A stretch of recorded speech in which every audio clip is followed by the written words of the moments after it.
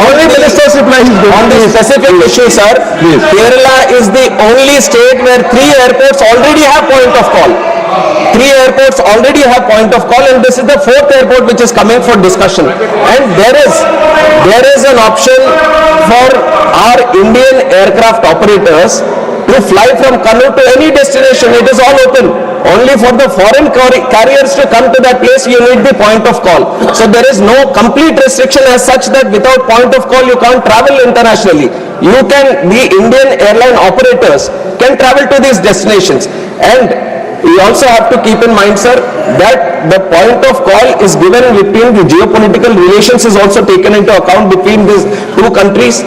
And you have to see that India has so many airports now, you can't open all the airports to point of call, and you can't fly to 1 or 2 destinations in that country also. These are certain things that we also have to keep in mind, that when you want to open a country to all the locations, then you have to have an equal level playing field. And for Kerala airport, you already have 3 points of call. And definitely if the time arises and if the need arises and if both the countries agree, then we will keep it as a point of call. Thank you. Last supplementary on question number 1.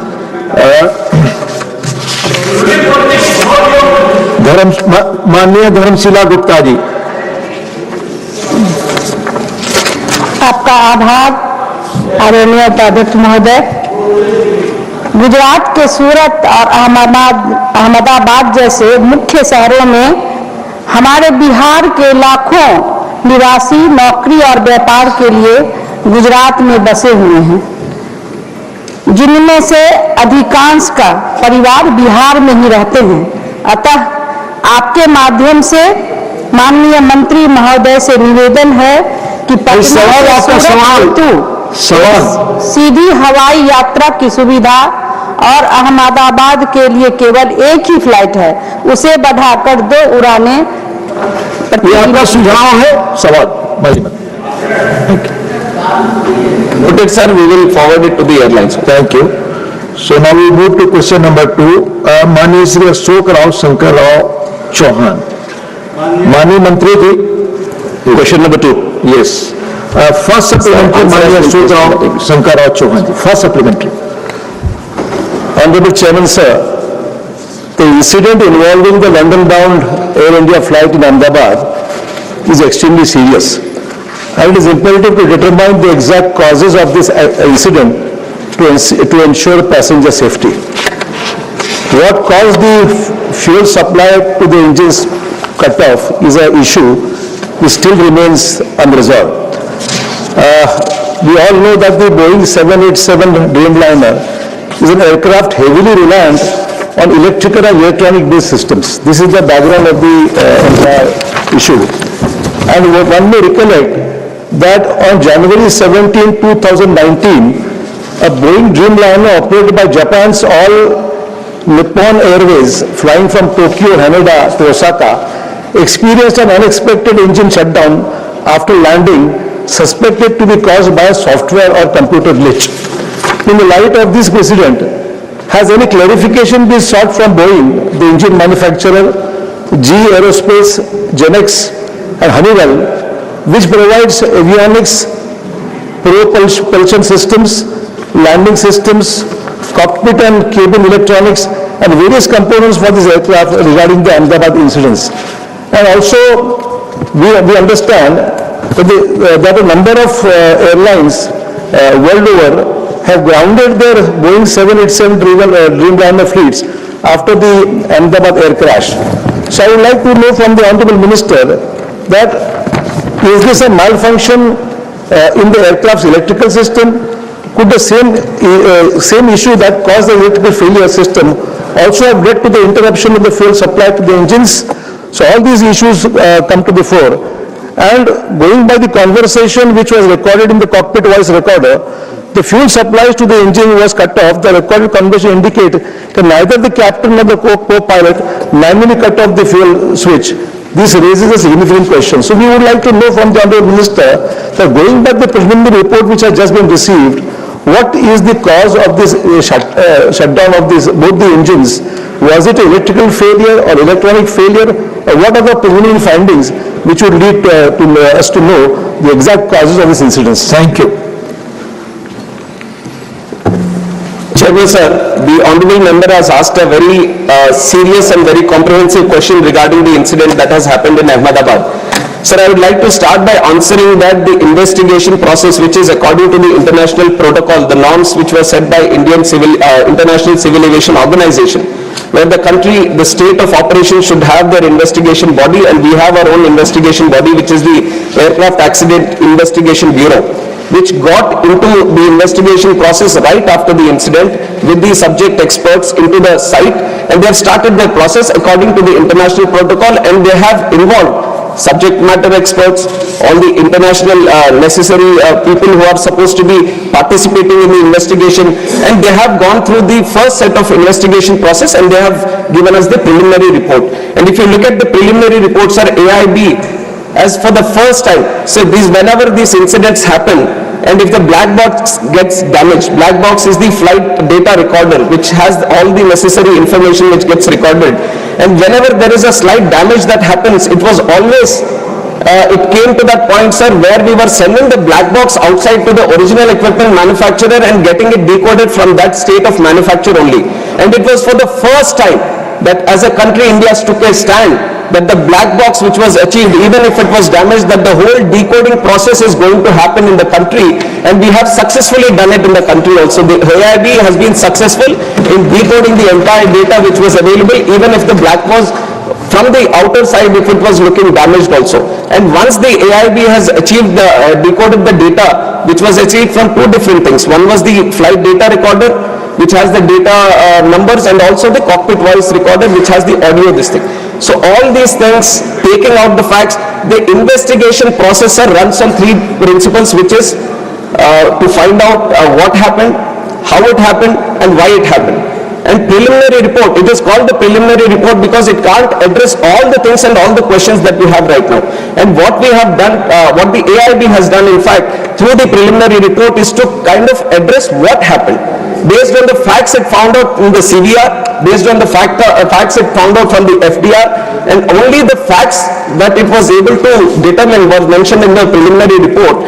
And to come out with the suggestions or to come out with the exact cause of what happened, and to come out with the further future action on, it can be the Boeing 787 or the series or the fuel switches and many things which have come under question, or the avionics which you have also mentioned in your question. To have a definitive answer and a definitive future correction measures, we have to look at the final report, sir. And I can say this to the House and through you to the people of this country also, that the AIB has a very definitive, thorough, rule-based process. They are very transparently looking into the process right now, and they are totally unbiased. This also I can say that the AIB is totally unbiased and looking into the facts. Now there can be many questions also. I have seen multiple articles myself. I have seen multiple articles not only by the Indian media but also the Western media trying to promote their own narrative, their own viewpoint, their own kind of consideration. But I have to tell you that the way we are seeing the investigation is through the facts. We want to stand by the truth, not what is happening with the pilots or not what is happening with the Boeing or not what is happening with the Air India or any other stakeholder which is this. We want to stand by the truth. We want to find out what exactly happened, and that is only going to be coming out once the final report has been placed. So we have to respect the process of investigation, and once the process of investigation has happened, then we can talk about what happened and how it happened, and then the corrective measures. If we talk about the other incidents that would have happened before, let it be the Air Nippon, Japanese Airways, or any other airways for that fact, every time any incident happens in any country, then the same process is followed, where the investigation body gets into the process of investigation, and once the thorough investigation is done and the final report is placed, only then the corrective measures to all these countries and all these airline operators and all the regulators is sent so that the corrective action is being done. And this has happened in the previous incidences also. Wherever there was any incident happen, whenever there was a mandatory suggestive correction measures that were supposed to be done through the international protocol, it is mandatory for every state regulator to follow these and every airline operator to follow these, and we have thoroughly without any negligence. We have thoroughly followed all the corrective and suggestive measures from the ICAO International Protocol. Thank you. Second supplementary. Chairman, sir, as we are all aware that the DGCA is the cornerstone of aviation safety in our country. But as we know, that in spite of these serious incidents which have taken place in our country at this Ahmedabad incidents or the earlier whatever accidents have taken place, the DGCA is functioning at 50% of its sanctioned strength, technical strength. It's a very serious issue. I'd like to know from the Honorable Minister whether the government acknowledges this acute shortage in technical personnel within the DGCA, and what urgent and time-bound steps are being taken to fill these critical vacancies so that the regulator is fully equipped to safeguard the lives of lakhs of passengers who rely on air travel every day. Thank you. Sir, we all know the kind of progress civil aviation took in the last 10 years, and I have also been time and again talking about the tremendous numbers depicting the growth that we have seen in the country, right, in the number of aircrafts or the passengers that travel through who prefer air travel, or the number of airports. Everything has almost doubled in the last 10 years, or more than doubled in the last 10 years, sir. Even after we see that the COVID, which was a major roadblock for civil aviation, we have crossed the pre-COVID numbers, and we are seeing a tremendous growth in civil aviation network. And this is why we from the ministry also recommended that we need to create more posts in this DGCA, so that the surveillance or the safety or the security of civil aviation is very much intact with the tremendous robust growth that we are seeing. And this post that we are seeing which are vacant, which has come to discussion, is the posts which have been created in last year and over the period of last 2 to 3 years. And we have to understand that creation of posts and recruitment of posts is a continuous process, and there is UPSC which is also involved, and we from the ministry are in continuous discussion.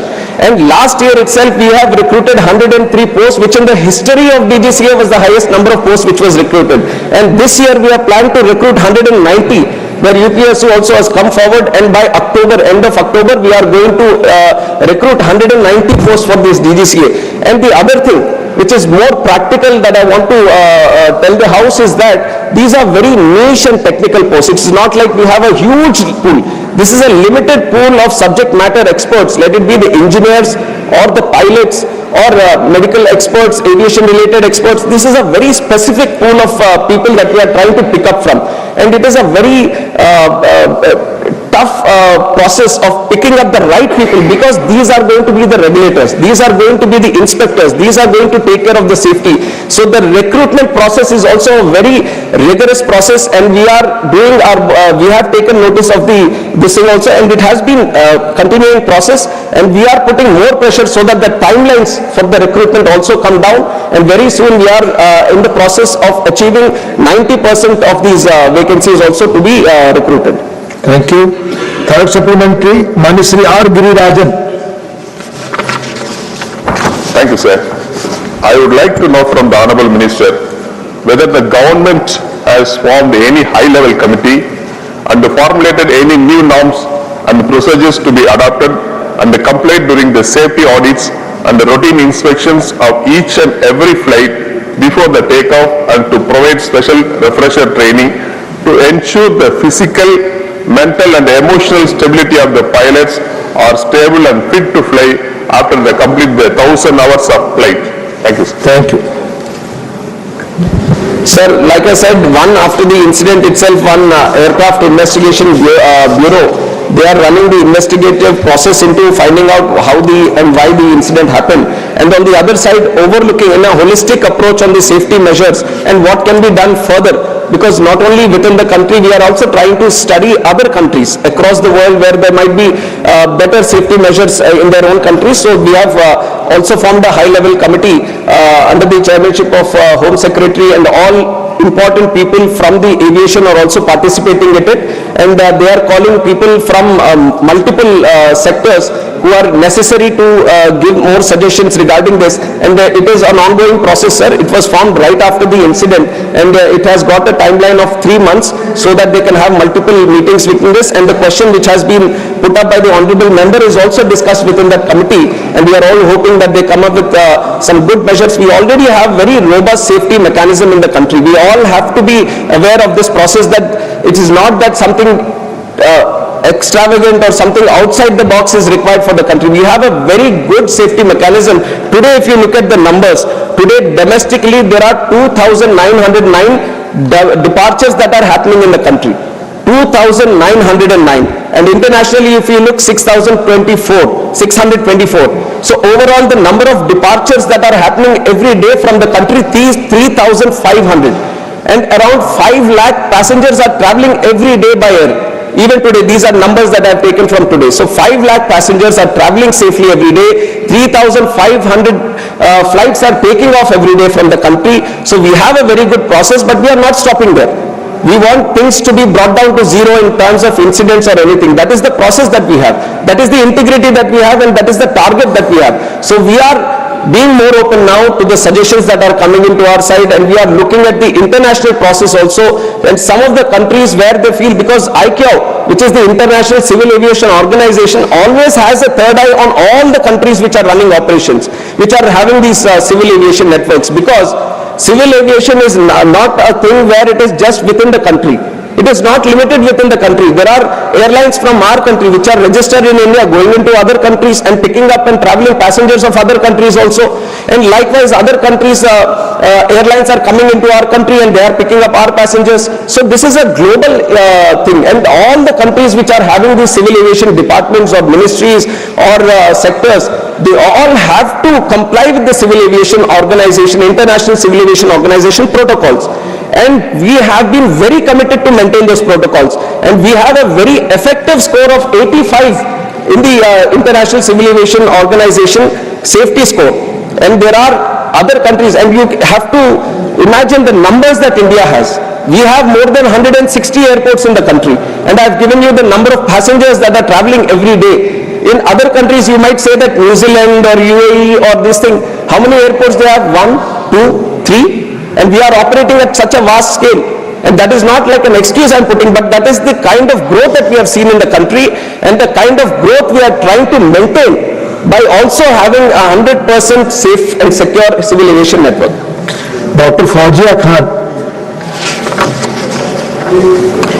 Sir, I would like to ask the Honorable Minister that a Boeing B7878 aircraft VT-AMW was involved in an air turn-back incident due to in-flight shutdown of engine 1 of flight number AI-131 during climb on the 4th of August 23. Sir, from the Chhatrapati Shivaji Maharaj International Airport, Mumbai to Heathrow on the 4th of August, this flight was leaving. As per the incident report of DGCA, an HPC stage 10 blade went missing due to improper installation of locking lugs. That made dust accumulate in the left-hand engine, leading to the engine's surge and subsequent engine shutdown. Sir, an RTI... Be brief. That's brief only. Sir, an RTI query to the DGCA has revealed that 65 in-flight engine shutdown incidents occurred between 2020 and 2025. So that's quite a large number. In that regard, what specific measures will the government take, as you spoke about such a large number of operations? So, and we have very advanced technology as well. So in order to have a quick before flight inspection of engine and exhaust systems, what measures will the government adopt? Sir, in terms of safety, I have to also tell that the DGCA has inspections which are planned surveillance, ramp inspections of both the domestic and the foreign sector, spot checks and night surveillance. And this is done through an annual surveillance and safety plan that the DGCA prepares. And based on the regular checking that happens, they have a overlooking safety audit also that is happening all over the country. And they keep monitoring each and every plane. they keep monitoring each and every airport and all the safety measures that are being listed, and everything is very thoroughly monitored.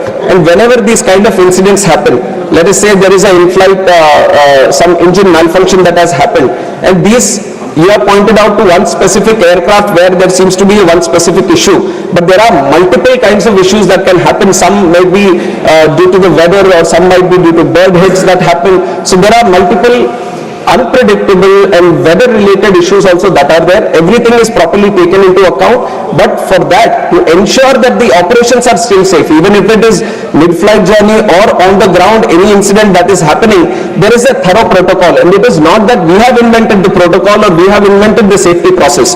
There is a process that the original equipment manufacturer, suppose the Boeing is making the plane, Boeing itself has to list out what all safety measures that has to be done, and on top of that, the FAA, which is the state regulator of that country, it also goes through a process of seeing the design, the maintenance and manufacture. It comes out with the process. Then there is the International Civil Aviation Organization which overlooks all this, and it comes out with the process.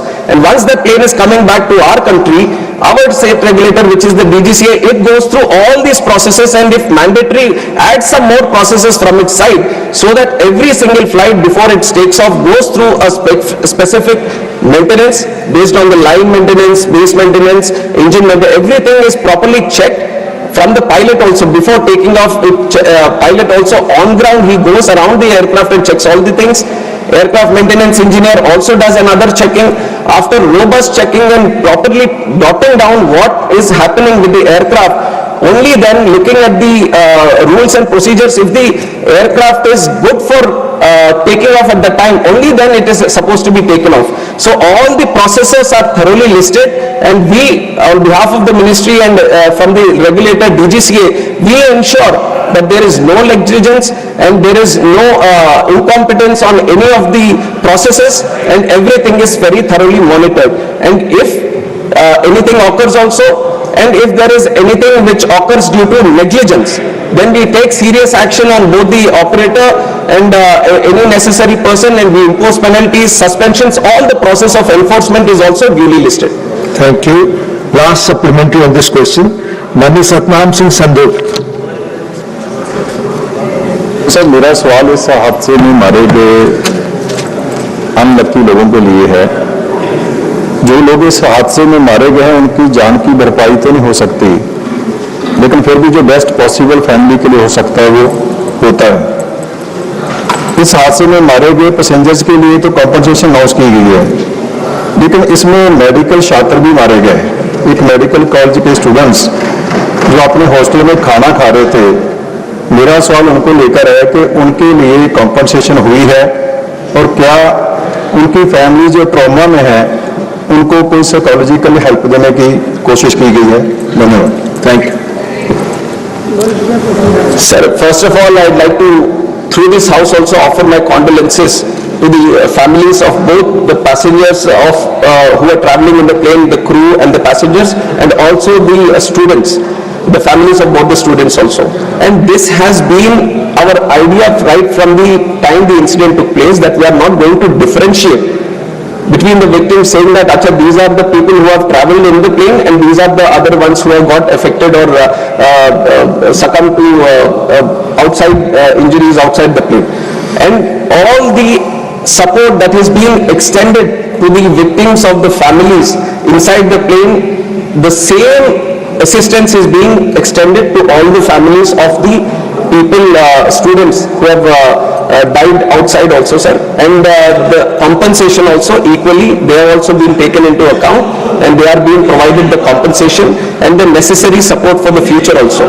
Much of this, the responsibility has been taken by Air India, and combinedly, all the people, both in flight and off, everyone is being taken care of, both from the family side, and all the compensation is being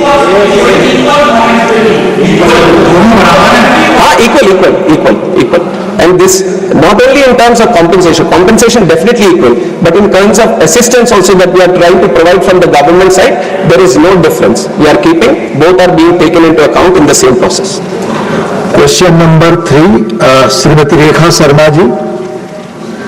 माननीय मंत्री जी, पहला supplementary, Sir, through you, I would like to ask Honorable Minister, sir, whether the government has undertaken specific initiatives to promote digital upgradation and adoption of emerging technologies such as artificial intelligence among MSMEs in Haryana to enhance productivity and competitiveness. माननीय मंत्री।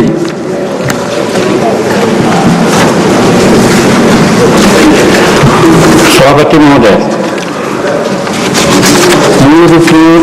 हरियाणा का जहाँ तक सवाल है उसमें हम लोगों ने जो AI इंटेलिजेंस जो है उसके तहत हम लोगों ने जो काम किया है हरियाणा में वो इस प्रकार है और कई तरह से हम लोग उसको फैसिलिटेट किया है। इसमें है कि इंडिया आईए मिशन के द्वारा जो हम लोग काम करते हैं वो लगभग 7 पिलर में उसको हम लोगों ने शुरू किया है और वो सब पिलर में है इंडिया AI कंप्यूट कैपेसिटी और उसका डिटेल भी है कि क्या क्या करना है, उसमें समय लगेगा। दूसरा है India AI foundation of models, उसमें के तहत भी हम लोग बात करते हैं। तीसरा है AI कोर्स, फिर चौथा है AI एप्लीकेशन डेवलपमेंट और इनिशिएटिव्स, पांचवा है कि इंडिया आईए फ्यूचर स्किल्स और छठा है इंडिया आईए स्टार्टअप फाइनेंसिंग एंड सातवां है सेफ एंड ट्रस्टेड IC। इसके माध्यम से हम लोग हरियाणा में टेक्नोलॉजी के विकास के लिए और जो भी वहाँ का विकास इस मामले में है उसके लिए हम लोगों ने किया है। और उतना ही नहीं, उसके अलावा और सारी बात है डिपार्टमेंट ऑफ टेक्नोलॉजी कम्युनिकेशन में हम लोगों ने यूज किया है, जिसमें संचार साथी है और ASTR के थ्रू भी हम लोग डिलेक्टेड साइबर प्लान्स को भी लीक किया है जिससे किसी प्रकार से साइबर क्राइम नहीं हो सके। ये सब उपयोग हम लोगों ने हरियाणा में किया है। माननीय रेखा जी, आपका दूसरा supplementary. Honorable Minister, sir, whether any financial incentives, capacity building programs or support mechanism have been introduced to facilitate this transition for MSMEs, and how is Ministry assessing the impact of effectiveness of these initiatives, particularly in terms of digital adoption and improved business outcome? माननीय मंत्री। सभापति महोदय, इस मामले में हरियाणा के government को Haryana government में डिजिटलाइजेशन और टेक्नोलॉजी अडॉप्शन के संबंध में हम लोगों ने जो मेजर अपनाया है वो इस प्रकार है। सबसे पहला है पद्मा, जो प्रोग्राम है to accelerate development of MSME development. इसमें हम लोग होलिस्टिक सपोर्ट के लिए MSME को इंक्लूड किया है, जो इंफ्रास्ट्रक्चर में ब्रांडिंग एंड बैंकिंग को इंटरप्रेन्योरशिप को बढ़ावा देता है। और इसमें हम लोग जो फाइनेंशियल सपोर्ट की बात आती है 1000 करोड़ रुपया इसमें हम लोगों ने लगाया है। फिर दूसरा है assistant for technology acquisition scheme, इसमें भी हम लोग लगाया है कि जितना भी न्यू पेरेंटेड टेक्नोलॉजी है उसको इन्हांस करना है और ये डिमांड बेसिस पर है, जो भी डिमांड करेंगे हम लोग उसमें देंगे। लेकिन इसमें मोटा मोटी अभी तक 50 लाख लोगों को, जिसमें 75% सब्सिडी दिया है हम लोगों ने। फिर तीसरा इनका है हरियाणा ग्रामीण उद्योग विकास योजना है, इसमें भी हम लोग इंडस्ट्रियल डेवलपमेंट जो रूरल और बैकवर्ड एरिया है उसको इंकरेज करने के लिए दिया है। और थर्ड है मिनी क्लस्टर डेवलपमेंट स्कीम्स है, जिसमें हम लोगों ने 2 करोड़ के लगभग लोगों को फैसिलिटेट किया है और उसमें 169 करोड़ हम लोग टारगेट रखा है। इस तरह से उनको हम लोग आगे बढ़ाने का काम किया है। और फिर जहाँ तक गवर्नमेंट ऑफ का मामला है उसमें बहुत से स्कीम हैं जिसके तहत हम लोगों ने काम किया है और उसकी लंबाई सूची है, अगर वो कहेंगे तो उनको हम भेज देंगे। ऐसे 27 स्कीम्स ऐसे हैं जिसके तहत हम उनको मदद करते हैं। और जैसे उद्यम पोर्टल है MSME का, फिर उद्यम असिस्ट पोर्टल है, फिर MSME समाधान है, फिर MSME संबंध है, फिर MSME ODR है, फिर MSME टीम है, इत्यादि है से हम लोग उनको फैसिलिटेट करते हैं और सब में अलग अलग पैसा भी हमारे का इसके तहत उनको हम लोग मदद करते हैं। माननीय महुआ माझी। धन्यवाद माननीय अध्यक्ष महोदय। मेरा सवाल है, झारखंड में मानव तस्करी की घटनाएं कुछ वर्षों पूर्व चरम पर थी। वर्तमान सरकार तस्करी की शिकार महिलाओं को रेस्क्यू करके वापस ला रही है और उन्हें तथा अन्य बेरोजगार महिलाओं को अपने राज्य में ही रोजगार से जोड़ने हेतु कई योजनाएं लॉन्च की है। विश्व बैंक ने भी उनकी जोहार परियोजना की प्रशंसा की है। मेरा सवाल है कि झारखंड में उत्पादकता और प्रतिस्पर्धात्मकता को बढ़ाने के लिए सूक्ष्म, लघु और मध्यम उद्यमों द्वारा डिजिटल उन्नयन और कृत्रिम बुद्धिमत्ता जैसी उभरती प्रौद्योगिकियों को अपनाए जाने को बढ़ावा देने के लिए क्या केंद्र सरकार कोई विशिष्ट पहल कर रही है? धन्यवाद। क्वेश्चन खास करके हरियाणा का समझ में है, इसलिए हरियाणा से संबंधित सारा स्कीम्स लाए हैं और हरियाणा में जैसे कि हम आपको बताना चाहते हैं कि टूरिज्म है, टेक्निकल इंस्टीट्यूशन है, वो सब में हम लोग वुमेन के लिए एक विशेष व्यवस्था किया है। तो उसी तरह से अगर झारखंड की बात आएगी तो झारखंड की सूचना हम उनको आप दे देने का काम पता करके माननीय सदस्य को देंगे। ठीक है। माननीय राघव चड्ढा। माननीय Raghav Chadha. Question number 3. So question number 4, I sought. You have mentioned question number 3 here, sir. So must be Please. It's 3rd. I can show you. Please. Just if somebody. Please take it. माननीय Kiran Chaudhary.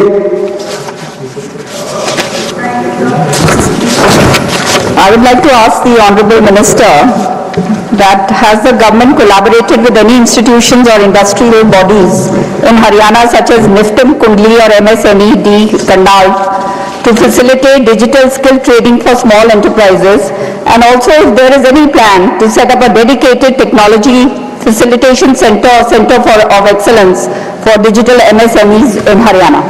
Thank you. इस तरह के काम के लिए हम लोग हरियाणा सहित समस्त देश में टूल्स रूम, एक्सटेंशन रूम और एक्सप्रेशन सेंटर के माध्यम से हम लोग काम करते हैं। जहाँ तक यहाँ हरियाणा का सवाल है, उसमें हम लोगों ने जो दिया है टूल्स रूम और टेक्नोलॉजी सेंटर जो कंटेंट में दिया है उसका भी लिस्ट है। जैसे Indo German tools room Aurangabad Maharashtra में है, institute of design electrical measuring instrument है। इसी तरह से हमारे यहाँ central tools room training centre CTTS Bhubaneswar में है, Indo Danish tools room DTR Jamshedpur में है। इस तरह से अनेकों सेंटर हम लोग ने बनाया है इसी टेक्नोलॉजी के विकास के लिए। और फिर जैसे कॉमन फैसिलिटी सेंटर का सवाल है, उसमें हम लोग 5 जगहों में इस तरह की व्यवस्था की है और उसमें है कि लोकेशन ऑफ द प्रोजेक्ट अगर है तो उसमें फुटवेयर क्लस्टर भुवनेश्वर बहादुरपुर जयगिर में है और उसमें भी दिया है कि डेट ऑफ अप्रूवल है 3/12/2012 से दिया है और प्रोजेक्ट कॉस्ट है 1509.82 करोड़ रुपए का है और गवर्नमेंट ग्रांट अप्रूवल में है 916.68 है। उसी तरह से प्रिंटिंग एंड पैकेजिंग क्लस्टर का भी है जो करनाल में है और उसमें भी जो है डिटेल सर पैसा करने में समय लगेगा, लेकिन हमारे पास है ये उनको हम अब भेज देंगे जिसमें डिटेल है कि कहाँ हम लोग क्या, खाली क्लस्टर का नाम हम दे देते हैं। 2 बताया हमने कि food cluster Bahadurganj, printing and packaging cluster, pharmaceutical cluster है, फिर इंजीनियरिंग क्लस्टर यमुनानगर में है, फिर प्लाईवुड क्लस्टर जमुनानगर में है और ये सब में कब शुरू किया है, कितना पैसा दिया है, वो सब इसमें इंडिकेटर रहना चाहिए। तो हम लोगों ने इसके लिए किया है। और जहाँ तक स्टेट टेक्नोलॉजी सेंटर भी इस्टेब्लिश हरियाणा का मामला है, तो पहले ही बताया कि टेक्नोलॉजी सेंटर रोहतक में हम लोगों ने शुरू करने का प्रयास किया है और हम समझते हैं कि जल्दी इसमें सारा काम हम लोग शुरू कर देंगे। माननीय Ravi Chandra Baddi Raju. Question relates to Haryana. No, sir. Country एक है sir. If the honorable minister wants to reply, sir, MSME के बारे में बात आपसे sir. Sir, lakhs of people are depending upon MSMEs. However, they are struggling to get a decent income from the sector. Lack of the proper support from the government will create various problems in front of them. So my question is, how much is the total allocated amount as a union government subsidy to this sector? Thank you.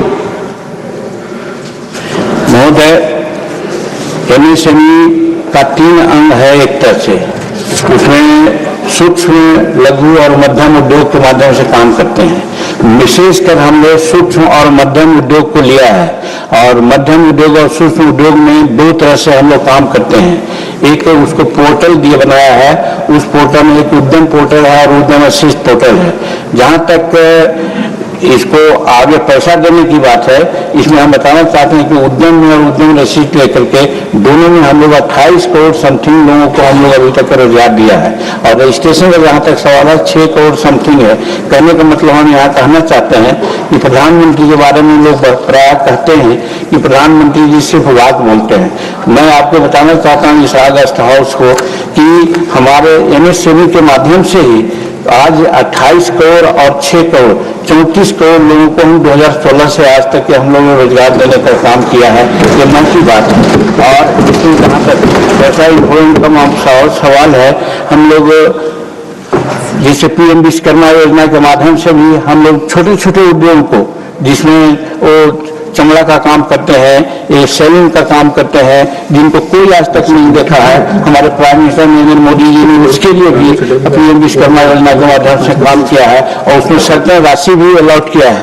और राशि का जहाँ तक सवाल है, हमारे यहाँ राशि की कोई कमी नहीं है, जो होता है हम लोग उसको देते हैं। इसलिए हर आइटम में राशि बताना हमारे समझ से संभव ही नहीं है। अगर होगा तो माननीय सदस्य को भेज देंगे आप। हाँ, माननीय last supplementary on this, Dr. Kalpana Saini. No, please. नहीं, माननीय चड्ढा जी ने नहीं लिया था सप्लीमेंट्री अपना। Question number 4 now Shri Manoj Kumar Jha ji. माननीय मंत्री जी, इसमें सर अभी बोला कहाँ से? नहीं अभी सवाल के लिए। तो let me complete first formality, उसके बाद पहला सप्लीमेंट्री आप पूछे। आप नहीं, मैं शुक्रिया अदा, इसलिए मैं परेशान था कि वक्त ना चला जाए। पर्याप्त वक्त है। Thank you sir. नहीं, फर्स्ट सप्लीमेंट्री वो पूछना है। You are here just. माननीय उपसभापति जी, आपके माध्यम से माननीय मंत्री जी, अभी आज मैं देख रहा था कि इस विषय पर तमाम सदस्यों ने अपनी चिंता व्यक्त की है और वो देश की सामूहिक चिंता है। मुझे अफसोस के साथ पहली सप्लीमेंट्री आने से पहले कहूं कि एक रिपोर्ट लीक होती है, टेलीविजन डिबेट्स में पायलट को विलन बना दिया जाता है। वो बेचारे दुनिया में आके कहेंगे नहीं कि हम गुनहगार हैं या कोई टेक्निकल मालफंक्शन। खैर, मेरा पहला है कि जब FAA की US फेडरल एविएशन एडमिनिस्ट्रेशन की 2018 और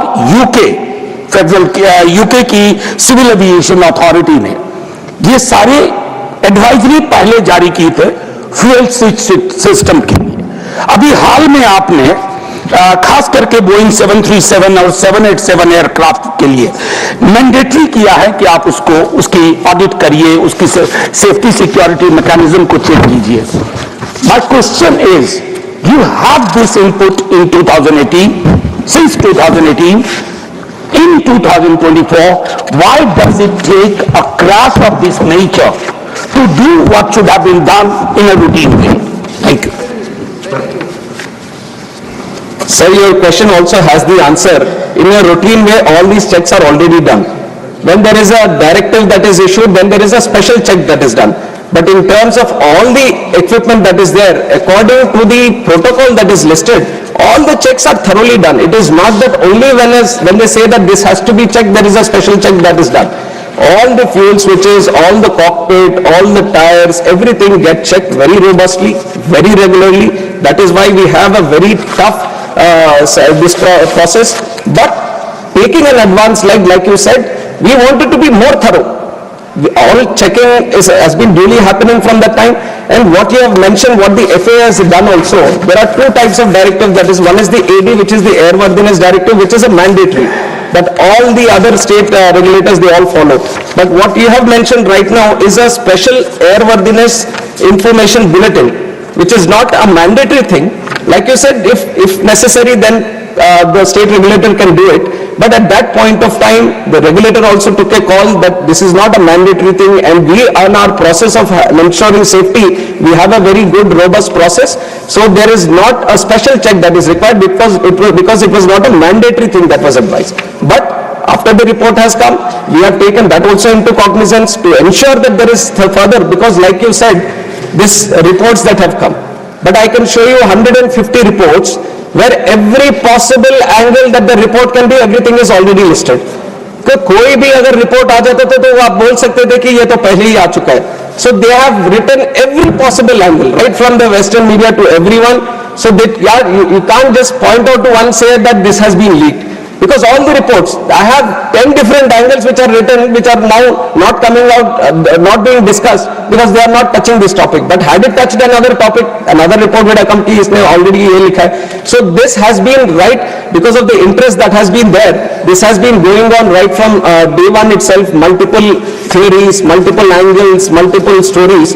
That is why I have once again, it's an appeal made by the AIB through myself also, I'll make it again to the House and through you to the larger section of the country also, is to maintain patience until the final report comes out. And we want the truth to be coming out, and we have to give that much space for our AIB also to work, and that is what I request.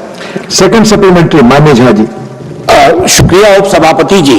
जब मैंने कहा था कि ये reports आपके पास थी, advisory थी, तो उन्होंने कहा कि आपके प्रश्न में ही आपका जवाब है. वो मैं एक विडंबना का जिक्र कर रहा था. It was a statement based on irony, an unfortunate irony, not a plain statement. Having said that, थोड़ा background में sir. Having said that, I'm also aware, like all of you, my friends here, that the duopoly, this Airbus, Boeing, we are aware at the global scale. Let's not get into that. What is important? The in-house mechanism, nearly 50% of sanction posts in DGCA are vacant. Doesn't it affect DGCA's capacity? Particularly, I repeat, particularly when during the search, during the investigation, many newspapers reported this, that why such anomalies, ऐसी विसंगतियां तब क्यों बाहर आती हैं जब एक बड़ा हादसा गुजरता है, हादसा हो बैठता है और फिर उसके बाद हम जागने की कोशिश करते हैं.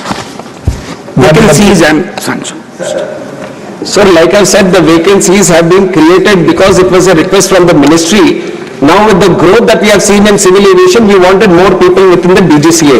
And these posts have been posts have been created in the last 2 years only.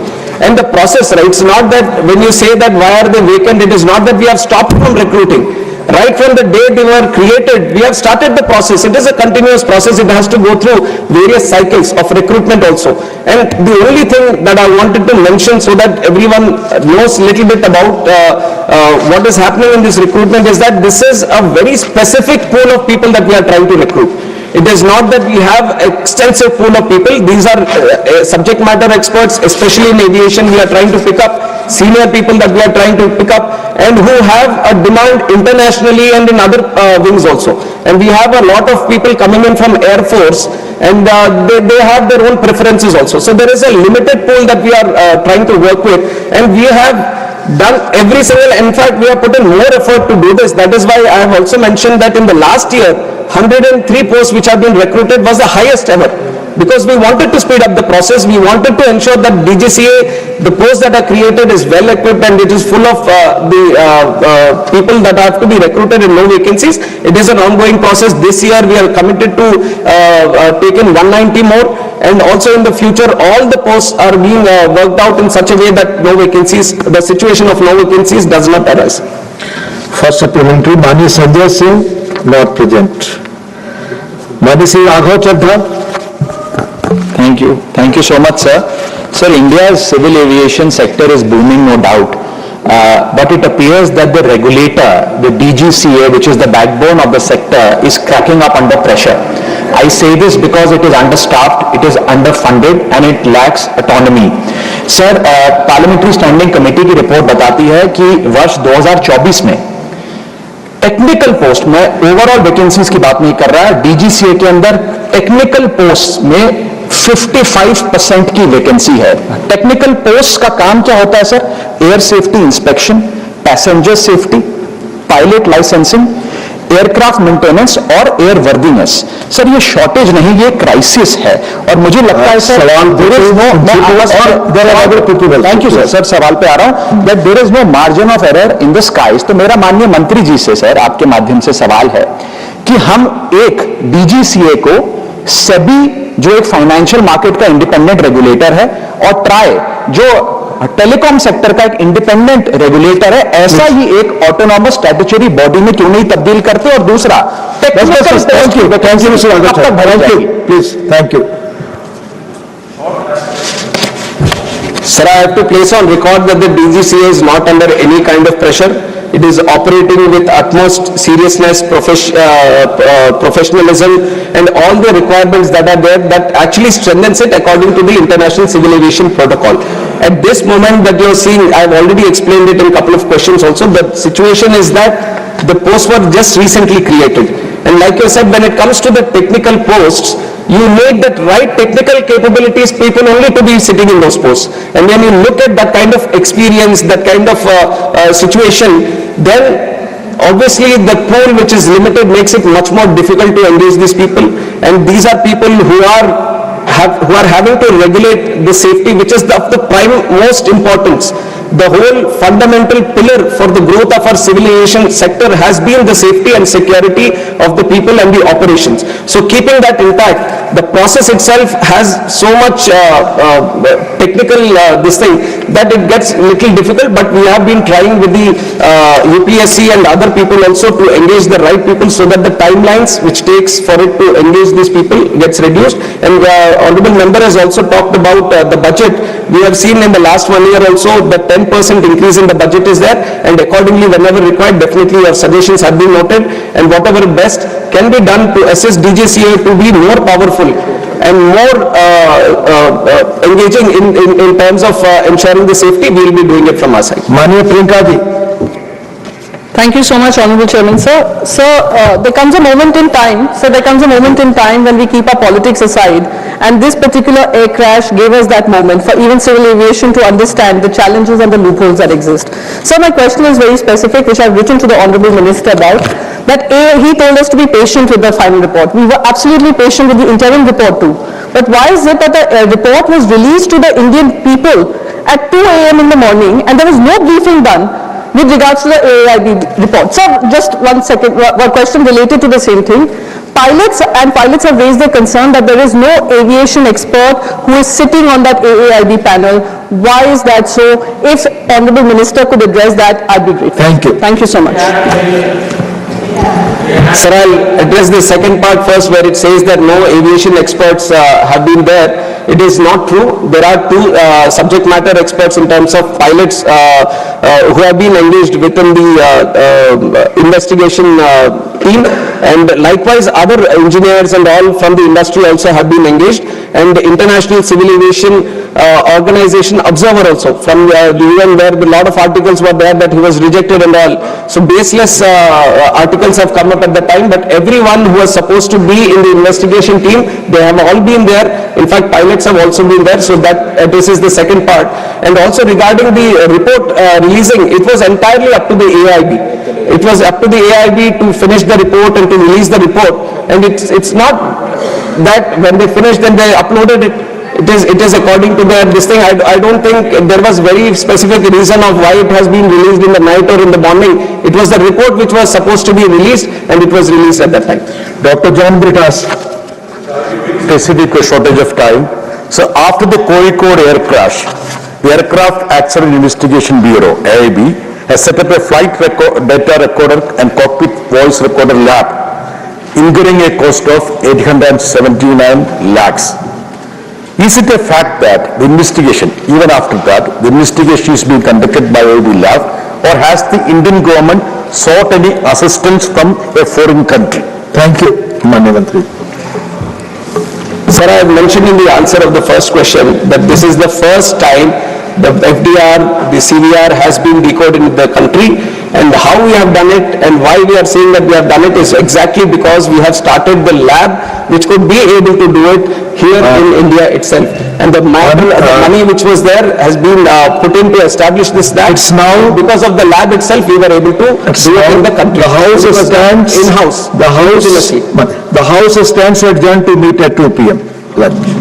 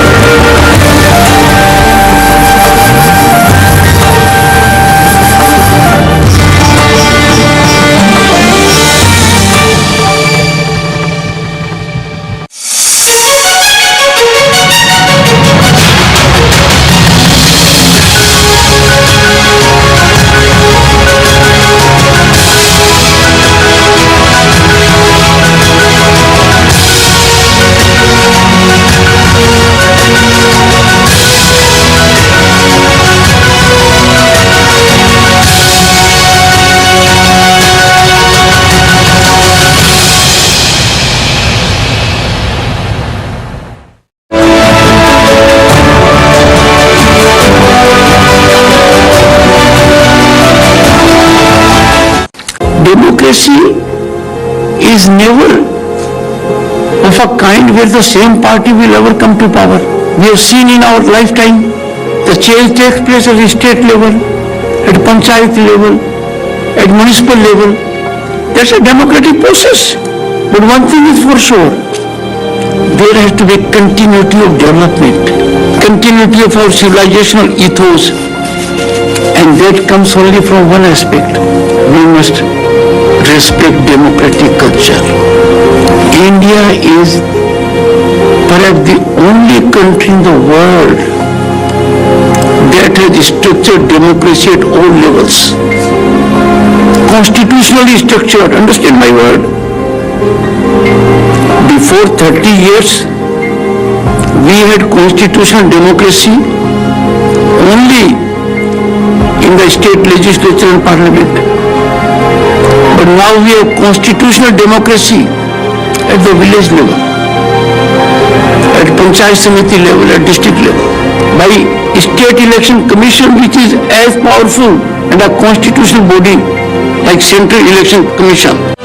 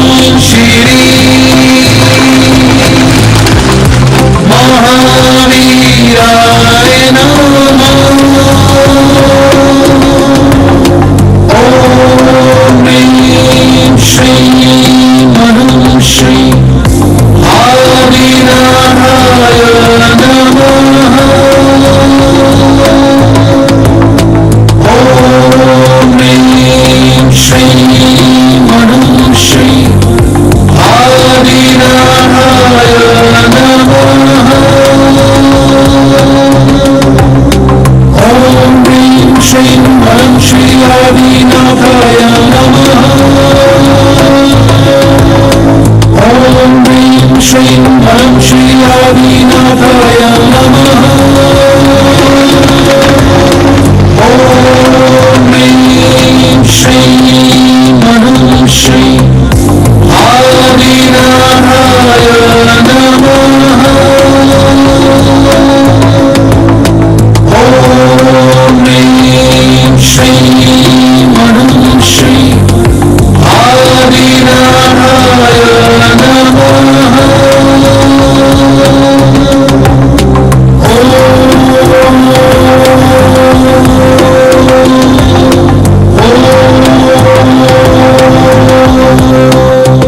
प्रधानमंत्री श्री नरेंद्र मोदी, मिशन इंद्रधनुष, विद्यालयों में निशुल्क आहार, भारत एनीमिया मुक्त हो रहा है। 3 करोड़ से अधिक गर्भवती लाभकारी योजनाओं से लाभान्वित, मातृ सुरक्षा योजनाएं सुनियोजित, सरल स्वास्थ्य परामर्श सेवाएं कह रही, जन जन को आयुष्मान भव। विश्व स्तरीय उपचार व सस्ती औषधि देश भर में, विकास का अमृत काल मना रहा भारत। स्वस्थ होंगे सब, तभी होगा स्वस्थ भारत। श्री नरेंद्र मोदी का संकल्प, स्वस्थ निरोगी भारत। विकसित भारत का